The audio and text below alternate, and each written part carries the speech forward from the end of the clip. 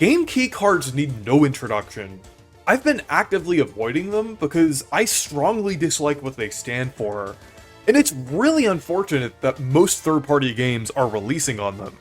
I understand why they are, because the only size available for a regular cartridge is 64 gigabytes, and some games are too large, and then other games are too small to the point where it would kind of be a waste of money for some companies to release it on a 64 gigabyte cartridge. So it's just a really unfortunate scenario here with Nintendo not providing these other options for cartridges, and the fact that game keycards exist in general. I don't really think it's fully on Nintendo with the fact that these game keycards exist. I mean, yeah, sure, it's partially on them because of them not providing options, but I feel like some companies also kind of coerce them into making an option like this, because it does seem like that was the route that physical games in general, even outside of Nintendo, were kind of heading in. But one thing that I mostly felt confident about is the fact that Nintendo would never release any of their own published games on a game keycard. They've even said such in an interview before. It seemed like they still had that goodwill left to release all of their games fully physically. But unfortunately, Pokemon Pokopia is breaking that rule not even a year into the Switch 2's lifespan. Sure, Pokemon Pokopia obviously isn't developed by Nintendo. It's being developed by Koei Tecmo's Omega Force and is being published by the Pokemon Company in Japan.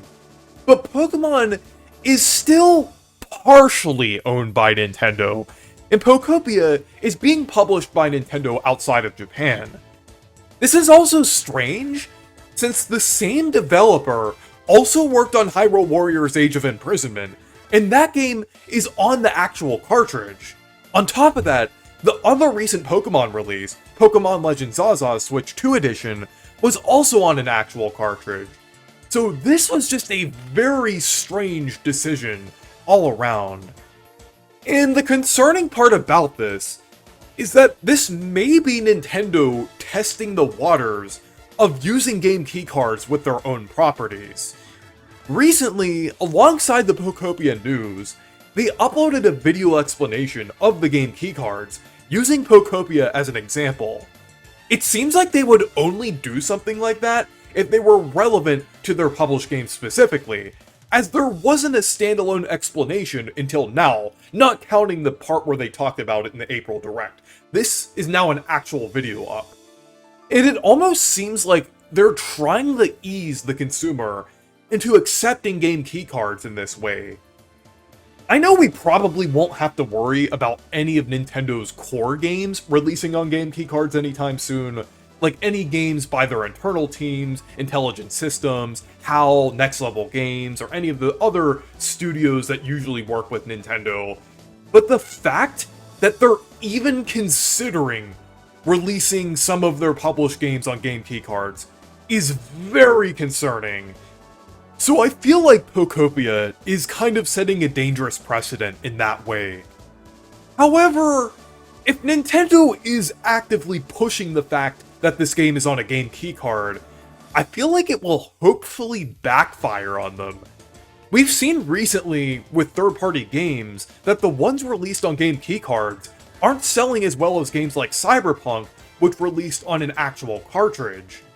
And the game keycards having the inconveniences of both physical and digital games is very clear, and it seems like it will be a turnoff to some casual audiences, not just people who deliberately buy games physically. Now sure, not everyone cares if a game is a full physical release or on a game keycard. Some people won't really tell the difference, but I feel like enough people will, to the point where it will affect the sales a little bit. And Pokemon Pokopia is a bit more of a risky game, even though it's Pokemon. The Pokemon spin-offs don't sell nearly as well as the mainline games, so I feel like it kind of has that going against it as well.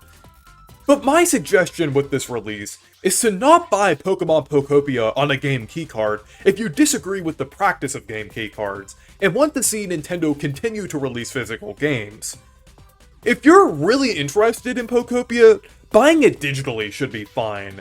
I just think there should be a message sent to Nintendo that people are not okay with the game keycards. I usually never tell people not to buy something, because I feel like people should do what they want with their money, but this is honestly one of Nintendo's lowest lows in a while, arguably even worse than Mario Kart World being $80, and is very concerning for physical games and game preservation. I'm personally not buying Pokopia at all, because I really don't like what this game stands for. Basically being Nintendo's poster child for game keycards leaves a very sour taste in my mouth. And also the fact that this game seems a bit overpriced for being $70. The fact that it's still $70 despite being on a game keycard is a bit baffling. I know digital games are the same price as physical games, but the game keycards really seem to be a cost-cutting measure. Yet they're still selling it at the same price. Like, what are we doing here, man?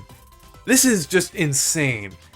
But yeah, I'm just really baffled by the fact that Pokopia is releasing on a game keycard. I really didn't think that Nintendo would go here, or resort to this. I mean, maybe eventually they would have done that, but I was not expecting them to do it this soon. But let me know what you think down in the comments, and anyways, thank you guys for watching this video. Make sure to leave a like and subscribe for more, and make sure to check out my Discord server and Blue Sky if you want to. Stay perky!